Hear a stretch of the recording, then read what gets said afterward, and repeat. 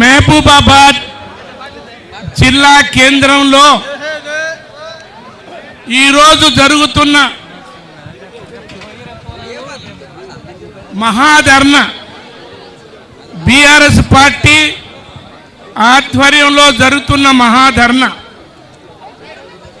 మన రాష్ట్ర BRS party working president Shri Kalvakuntla Taraka Rama Rao garu ఈరోజు వారి ఆధ్వర్యంలో వారి నాయకత్వంలో జరుగుతున్న ధర్నా లక్ష్మి ముఖ్యంగా మహబూబ్ నగర్ జిల్లా కొడంగల్ నియోజకవర్గం ముఖ్యమంత్రి గారి నియోజకవర్గం రేవంత్ రెడ్డి గారి నియోజకవర్గం ఆయన నియోజకవర్గంలో లగచర్ల అనే గ్రామం అటు 2-3 గ్రామాలు ఒక అరడజన్ తండాలు రేవంత్ రెడ్డి గారు ఆయన అల్లుడి కోసం ఆయన బంధువుల కోసం అక్కడ ఒక ఫార్మా కంపెనీ పెట్టడానికి సుమారు 3000 ఎకరాల పైన భూమి కావాలని తరతరాల నుండి ఆ తండావాసులు అక్కడ ఇంకా దళితులు ఇతర రైతులు వారి భూములు కావాలని చెప్పి వారిని మెప్పించకుండా వారికి రేటు నిర్ణయం చేయకుండా ఏది చేయకుండా అధికారం ఉంది అనే అహంకారంతో నేను ముఖ్యమంత్రి నన్ను ఎవరేం చేస్తారు అనేటువంటి దురహంకారంతో వాళ్ళు గత 6 నెలల నుంచి వాళ్ళని ఇబ్బంది పెడుతున్నారు. మేము ఇవ్వము, ఇది మా జీవనాధారం, మా తాతలు తండ్రులు సంపాదించింది, మేము నిరుపేదలం, ఈ భూమిని నమ్ముకొనే బతుకుతున్నాం, మేము ఇవ్వమంటే ఇవ్వం అని చెప్పినా వినకుండా ఆయన రేవంత్ రెడ్డి గారి అన్నగారు, ఆయన పేరు తిరుపతి రెడ్డి, పేరు తిరుపతి కానీ అన్ని దుర్బుద్ధులే, అన్ని చెడు బుద్ధులే, పోయి వాళ్ళందరి మీద అమానుషంగా దౌర్జన్యం చేసి కొట్టి తిట్టి ఇంకా వాళ్ళ కార్యకర్తను తీసుకుపోయి ఇల్లు తిరిగి మన గిరిజన మహిళల మీద దాడి చేసి ప్రెగ్నెంట్ ఉన్న మహిళలను చూడకుండా చిన్నపిల్లలని చూడకుండా ముసలి వాళ్ళని చూడకుండా వాళ్ళ మీద దౌర్జన్యం చేశారు. అదే కాదు, జిల్లా కలెక్టర్ గారు ముందు ఎటువంటి హెచ్చరిక లేకుండా వస్తున్నామని చెప్పకుండా పోయి వాళ్ళ భూములు ఇవ్వాలని అడిగినప్పుడు అక్కడ ఉన్నటువంటి కొంతమంది గిరిజన యువకులు ఇతర యువకులు గో బ్యాక్ కలెక్టర్ అన్నారు. మేము ఇవ్వం, భూములు అంటే భూములు ఇవ్వం, మేము మా బతుకు జరుగుతుందని చెప్పేసి వాళ్ళందరూ చెబితే వినకుండా పోతే ఎవరో కొంతమంది రాళ్ళు వేసి ఉండొచ్చు. దాన్ని రేవంత్ రెడ్డి గారు తన నియోజకవర్గం తనకు ఓటేసినటువంటి ఓటర్లు ఓట్లేసినటువంటి గిరిజనులు బలహీన వర్గాలు వాళ్ళని పిలిపించుకొని మెప్పించి ఒప్పించి రేటు నిర్ణయం చేసి అది కనుక తీసుకొని ఉంటే బాగుండేది. కానీ నేను ముఖ్యమంత్రి, నా మాట తీసేస్తారా, పుణ్యానికి ఇమ్మంటే ఇవ్వాలి, నేను ఏ రేటు ఇచ్చినా కూడా తీసుకోవాలని చెప్పేసి వాళ్ళు దౌర్జన్యం చేశారు. కలెక్టర్ కారు మీద రాళ్ళేసిన నెప్పంతో ఒక్కొక్కరిని చితక బాది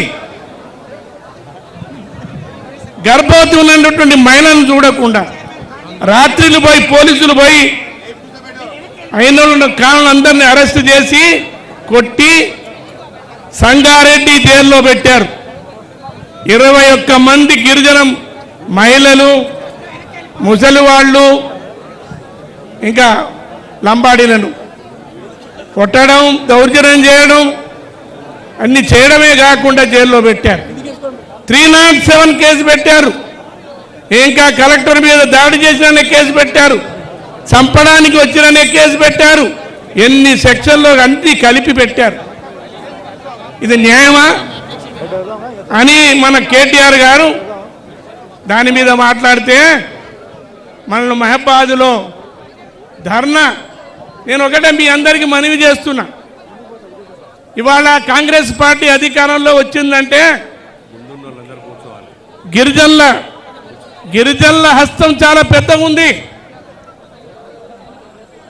వరంగల్ జిల్లా, ఖమ్మం జిల్లా, నల్గొండ జిల్లా మరియు మహబూబ్ నగర్ జిల్లాలో కాంగ్రెస్ పార్టీకి 40 సీట్లు వచ్చినాయి. ఈ జిల్లాలోనే గిరిజనులు ఎక్కువ ఉన్నారు, ఈ జిల్లాలోనే బలహీన వర్గాలు ఎక్కువ ఉన్నారు. కాబట్టే మూకుమ్మడిగా వాళ్ళ ఓటేసి గెలిపించి అధికారంలోకి తీసుకొస్తే ఇవాళ గిరిజనుల మీద దౌర్జన్యం, అన్యాయం, అక్రమం చేసి వారి భూములను లాక్కునే ప్రయత్నం చేసి జైల్లో పెట్టిండ్రు, చిత్రహింసలు పెట్టిండ్రు.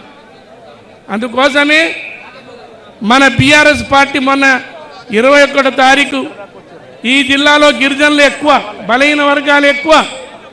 కాబట్టి రేవంత్ రెడ్డి గారిని ఒక ధర్నా ద్వారా గిరిజనుల మీద పెట్టినటువంటి కేసులు ఎత్తేయాలి. అన్యాయంగా వాళ్ళను కొట్టిర్రు, చిత్రహింసలు పెట్టిండ్రు, జైల్లో పెట్టిండ్రు, వాళ్ళను జైలు నుంచి విడుదల చేయాలి అని తెలియజేయాలనే ఉద్దేశంతో మనం దయచేసి కూర్చోవాలి. వేదికకు ముందు ఏర్పాటు చేసుకుంటే కూర్చోవాలి. పోలీసుల మీద ఒత్తిడి తెచ్చి గవర్నమెంట్ రేవంత్ రెడ్డి గారు మనకు ధర్నా పెట్టుకోనివ్వకుండా ఆపింది. మన పార్టీ కోర్టుకు పోయి పర్మిషన్ తెచ్చుకొని ఈరోజు పెట్టుకుంటున్నాం. దయచేసి ఇక్కడ వచ్చిన కార్యకర్తలందరూ కూడా గ్రహించాలి. మీరు గ్రామం గ్రామం పోయినప్పుడు ఇవన్నీ విషయాలు ప్రజల్లో చెప్పాలి. గిరిజనులకు ఎంత అన్యాయం అవుతుంది ఈ ప్రభుత్వంలో, దళితులకు ఎంత అన్యాయం అవుతుంది అనేది మనం చెప్పాలి. అందుకోసమే ఇవాళ ఈ మహబూబాబాద్ మహాధర్నా ద్వారా రాష్ట్రంలో ఉన్నంత గిరిజనులకు, ప్రజలకు, కార్యకర్తలకు ఈ కాంగ్రెస్ ప్రభుత్వం చేసే అహంకార పూరిత దౌర్జన్యాన్ని, దోపిడీని తెలియజేయాలని మనం ఈరోజు ఈ కార్యక్రమం ఏర్పాటు చేసుకున్నాం.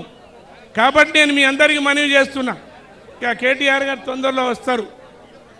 నేను ఒకటే మీకు మనవి చేస్తున్నా, రేవంత్ రెడ్డి గారు, నేను ఈ వేదిక మీద నుంచి మిమ్మల్ని అడుగుతున్నా, నేను ఈ రాష్ట్రంలో ఒక సీనియర్ గిరిజన నాయకుడిని. వెంటనే నేను విజ్ఞప్తి చేస్తున్నా, మా గిరిజనుల మీద పెట్టిన, ఇతర రైతుల మీద పెట్టిన, నీ నియోజకవర్గంలో ఉన్న నీ ప్రజలను ఎవరెవరినైతే జైలుకు పంపిరో నీ ఓటర్లను వాళ్ళందరినీ కూడా వెంటనే విడుదల చేసి కేసులు ఎత్తేసి మీరు చేసిన తప్పును సరిదిద్దుకోవాలని చెప్పేసి మనవి చేస్తున్నా. ఇదే కాదు, నేను రైతు సోదరులకు మనవి చేస్తున్నా, రేవంత్ రెడ్డి గారు ఎన్ని వాగ్దానాలు ఇచ్చారండి. ప్రతి కులానికో వాగ్దానం, ప్రతి మనిషికో వాగ్దానం, కూలీలకు వాగ్దానం, రైతులకు వాగ్దానం, మహిళలకు వాగ్దానం, వృద్ధులకు వాగ్దానం, ప్రతి ఒక్కరికి ఇచ్చింది. ఏదైనా ఒక్కటి ఎదురుగున్న వాళ్ళు రైతులకు రుణమాఫీ అన్నారు, 45% మందికే రుణమాఫీ చేసి అందరికీ చేసిన అని చెప్పేసి చెప్తున్నాడు. కానీ అదేవిధంగా రైతు బంధు ఇంతవరకు వేయలే. అదేవిధంగా ఇంతవరకు ఎన్నో గ్రామాల్లో బోనస్ అన్నాడు, ఇంతవరకు కొనుగోలు కేంద్రాలు ఇంకా ఏర్పాటు చేయలే. ఈ మధ్య భారీ వర్షాలకు నష్టపోయిన రైతులకు ఇంకా ఎవరికి కూడా డబ్బులు చాలా మందికి వేయలే. ఎన్నో కుంటలు, చెర్లు, రోడ్లు అన్నీ పాడైనాయి, ఒక్కటి కూడా రిపేర్కు నోచుకోలే. అంతేనా? కాబట్టి ఇదే కాదు, వృద్ధులకు 2 నిమిషాలు, వృద్ధులకు 2000 4000 చేస్తానన్నావు, ఎక్కడ పోయింది? మహిళలకు 2500 అన్నావు, ఎప్పుడు ఇస్తావు? నీది నోరా లేదా తాటి మట్ట? అదేవిధంగా కేసీఆర్ ₹1,00,000 కళ్యాణ లక్ష్యం అంటే తులం బంగారం కల్పిస్తాను, ఎటుపోయింది? ఇట్లా ఎన్నో వాగ్దానాలు చేసినావు. 420 వాగ్దానాలు. 100 రోజుల్లో ఇస్తానన్నావు. ఎన్ని 100 రోజులు పోయినాయి?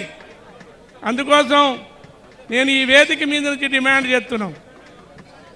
నీకు మూసీ నదిని 150,000 కోట్ల రూపాయలు పెట్టి సుందరీకరిస్తానంటున్నావు. ఆ డబ్బులు రైతులకు ఇవ్వచ్చు కదా, రుణమాఫీకి ఇవ్వవచ్చు కదా, మహిళలకు 2,500 ఆ డబ్బుతో ఆ డబ్బులు ఇవ్వచ్చు కదా, 2,000 పెన్షన్దారులకు 4,000 ఇవ్వచ్చు కదా, 4,000 వికలాంగులకు 4,000 వస్తున్నాయి, 6,000 ఇవ్వచ్చు కదా, తులం బంగారం కళ్యాణ లక్ష్మికి ఇవ్వచ్చు కదా. అటేమో సుందరీకరిస్తా 150,000 కోట్లు అంటావు, ఇటో ఇవన్నీ అమలు చేయడానికి డబ్బులు లేవంటావు. ఇది ఏ పార్టీ న్యాయం అని చెప్పేసి మనవి చేస్తూ దయచేసి మీరందరూ వచ్చిన వాళ్ళు మంచిగా కూర్చోండి. విజ్ఞప్తి పెద్దలు మాట్లాడినప్పుడు విని ఈ మాదాలను విజయవంతం చేయాలని కూర్చోబెట్టండి. అందరినీ వేదిక మీద నుంచి విజ్ఞప్తి చేస్తూ జై తెలంగాణ గట్టిగా అనాలి. జై తెలంగాణ. కేసీఆర్ గారి నాయకత్వం, కేసీఆర్ గారి నాయకత్వం, కేటీఆర్ గారి నాయకత్వం.